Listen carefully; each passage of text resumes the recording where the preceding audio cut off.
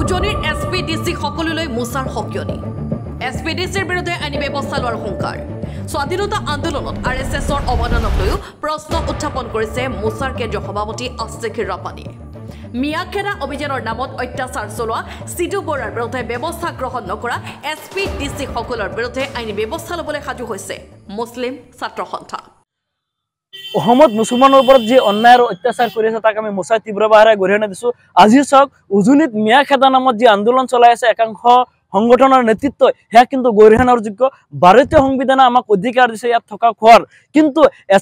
এছামে নাগপুৰীয়া সন্তুষ্ট কৰাৰ কাৰণে অসমৰ মুখ্যমন্ত্ৰী হিমন্ত বিশ্ব শৰ্মাৰ তত্ত্বাৱধানত একাংশ সংগঠনৰ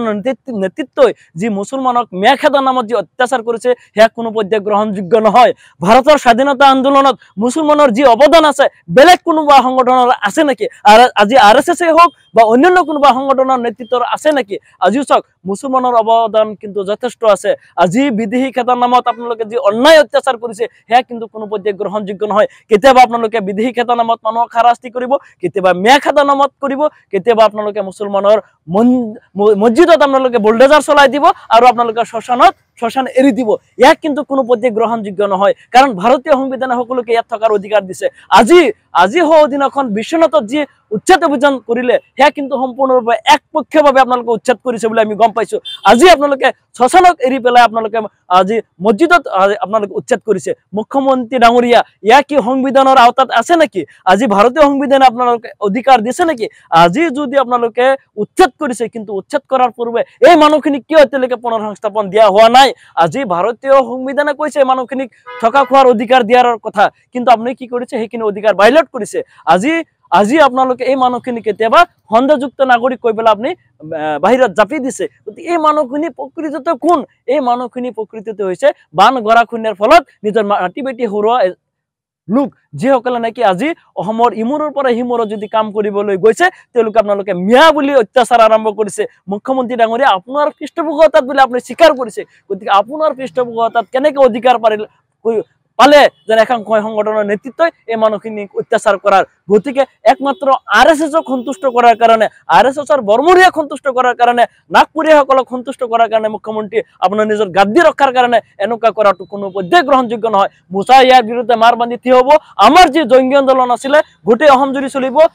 দিছপুৰৰ পৰা আৰম্ভ কৰি দিল্লীলৈকে আমাৰ আন্দোলন চলিব অতি শীঘ্ৰে আমাৰ এই আন্দোলন দিল্লীলৈকে আমি ৰাষ্ট্ৰীয় পৰ্যায়ত আমাৰ এই আন্দোলন আমি চলাম আমি প্ৰস্তুত আমি অনুতিপলয় আমি ৰাজহুৱা কৰিম আমাৰ আন্দোলন চলিব গতিকে আমি স্পষ্টভাৱে হকিয়াই দিছো মুখ্যমন্ত্ৰী ডাঙৰীয়া আপোনাৰ যদি সদিচ্ছা আছে আপুনি দিল্লীত যাওক আৰু ইণ্ডিয়া গেটত চাই আহক তাত কিমানজন মুছলমান শ্বহীদ হৈছিলে তাত তথ্য জল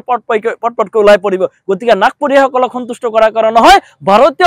ভাৰতীয় সংস্কৃতি ৰক্ষাৰ কাৰণে আপুনি কাম কৰক অসমৰ যি স্বাভিমান আছিলে শংকৰাজনৰ দেহত যি আপুনি সাম্প্ৰদায়িক ৰাজনীতি কৰাৰ চেষ্টা কৰিছে সেয়া কিন্তু কোনো পৰ্যায় গ্ৰহণযোগ্য নহয় গতিকে আমি পুনৰবাৰ হকিয়াই দিছো হিমন্ত বিশ্ব শৰ্মা ডাঙৰীয়াৰ লগতে যিসকল ব্যক্তিয়ে ইতিমধ্যে আমাৰ মানুহখিনিক অত্যাচাৰ কৰিছে সেই অত্যাচাৰ বন্ধ হ'ব লাগে আজি সিধু বৰাসকলক কিয় আজিলৈকে গ্ৰেপ্তাৰ কৰা হোৱা নাই গতিকে গৃহ বিভাগৰ দায়িত্ব থকা মুখ্যমন্ত্ৰী সম্পূৰ্ণৰূপে ব্যৰ্থ হৈছে বুলি আমি কম কাৰণ এই লোকসকলে আইন হাতত তুলি লোৱাৰ অধিকাৰ ক'ত পালে গতিকে অসমৰ আৰক্ষী আৰু যিজন DGP আছে DGPক আমি আহ্বান জনাইছো অনতিপলমে আৰক্ষী সঞ্চালক মহোদয়ে এই ক্ষেত্ৰত এটা দৃষ্টান্তমূলক শাস্তিৰ ব্যৱস্থা কৰিব লাগে আজি SPDC সকলে কিয় এইখিনিত ব্যৱস্থা লোৱা নাই গতিকে তেওঁলোককো আমি জবাবদিহি কৰিব লাগিব আমিও কিন্তু তেওঁলোকক সদায় নেৰো আমিও তেওঁলোকক জবাবদিহি কৰিম কাৰণ আমি মুছলিম ছাত্ৰ সন্থাই কিন্তু এতিয়া আইনী যুঁজ চলাব এইসকলৰ বিৰুদ্ধে আজি যিবিলাক দৃষ্টিগত এই মানুহখিনিক অত্যাচাৰ কৰা হৈছিলে অসম আৰক্ষীয়ে কিয় আজিলৈকে নিজাববীয়া এটা গোচৰ কিয় ৰুজু কৰা নাই কাৰণ এই মানুহখিনি যদি সন্দেহযুক্ত এই মানুহখিনি যদি বাংলাদেশী আপোনালোকে কিয় খেদি পঠোৱা নাই কিয় জিলা প্ৰশাসনে কিয় নিজাববীয়া গোচৰ লোৱা নাই গতিকে এই ক্ষেত্ৰত SPDC সকলো কিন্তু আমি সদায় নেৰো আমি তেওঁলোকৰ বিৰুদ্ধেও কিন্তু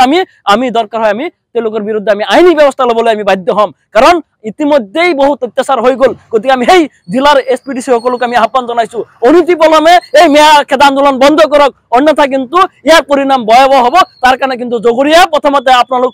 আপোনালোক যেহেতু দায়িত্বত আছে গতিকে এটা এজন ডিচিৰ কৰ্তব্য থাকে ৰাইজক নিৰাপত্তা দিয়াৰ SPৰ কৰ্তব্য থাকে কিন্তু সেইখিনি কিন্তু আপোনালোকে পাহৰি গৈছে আপোনালোকে ৰাজধৰ্ম পালন কৰা পাহৰি গৈছে গতিকে MLA মন্ত্ৰীসকলৰ কথাত নহ'ব আজি মুখ্যমন্ত্ৰীয়ে ক'লে নহ'ব দেশৰ সংবিধান আছে গতিকে দেশৰ সংবিধান যদি কোনোবাই ভাইলেট কৰে তাৰ এগেইনষ্টত কিন্তু একশন লোৱাৰ অধিকাৰ এছপি আৰু ডিচিৰ আছে গতিকে এই ক্ষেত্ৰত আমি আহ্বান জনাইছো সেই